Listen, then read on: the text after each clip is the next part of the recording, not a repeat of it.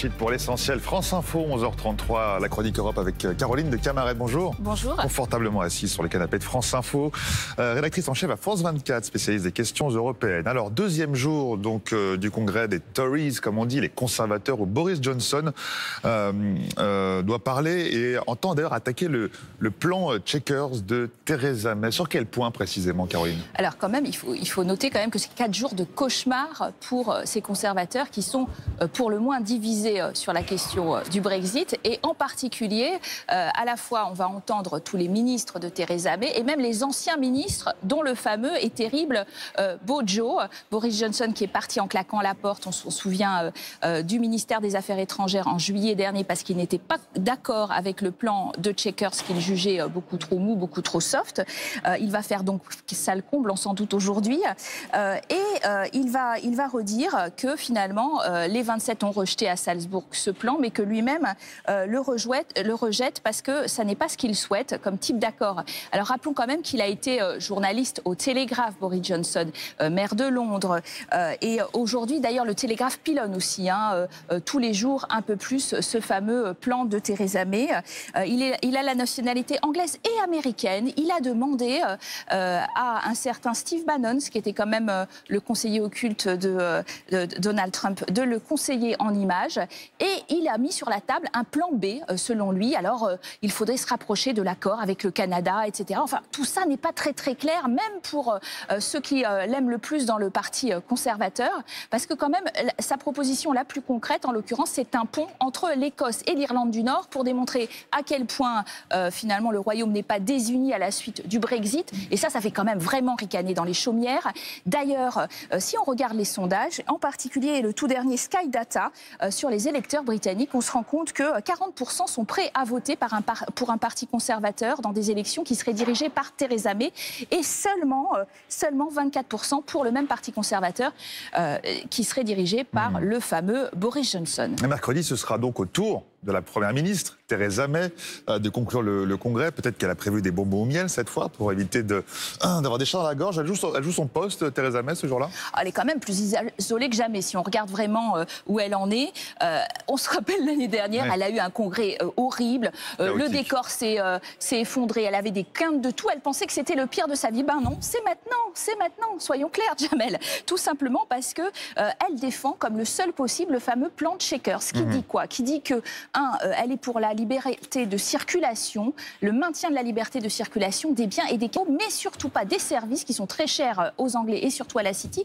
et surtout pas des personnes, c'est-à-dire la question migratoire qui est évidemment cruciale pour son aile très très droitière. Alors Theresa May, elle endure en plus les critiques de son propre camp et de son propre gouvernement. Le successeur de Boris Johnson au ministère des Affaires étrangères s'est quand même payé le luxe, donc Jeremy Hunt, de comparer l'Union européenne à l'URSS qu'il était impossible de quitter. Alors ça, là, pour le coup, les Tories ont dit qu'il était un peu allé trop loin, tout de même.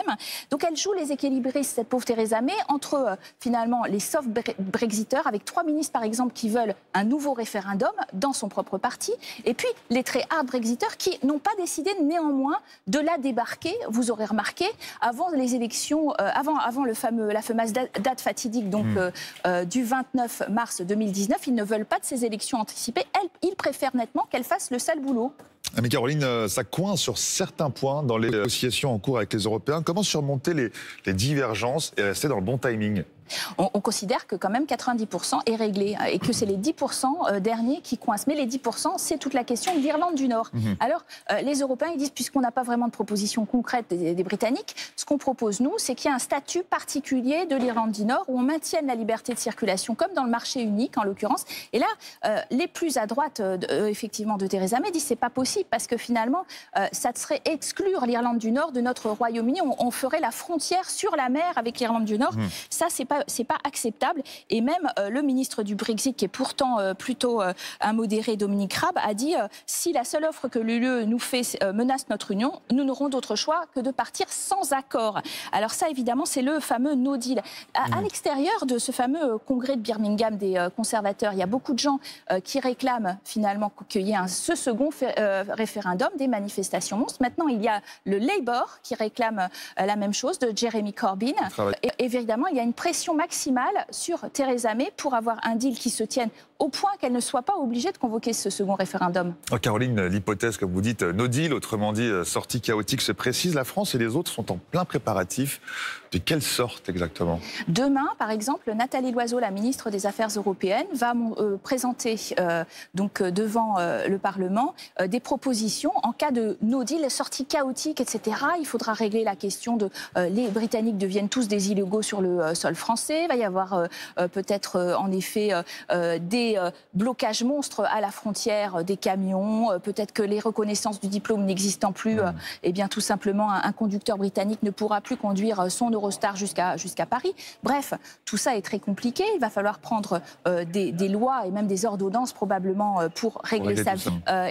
Et donc les Européens se préparent à ce no deal parce qu'ils voient donc que le timing avance, qu'ils n'ont plus que pour réussir jusqu'au prochain sommet du 18 octobre, voire peut-être un sommet supplémentaire en novembre.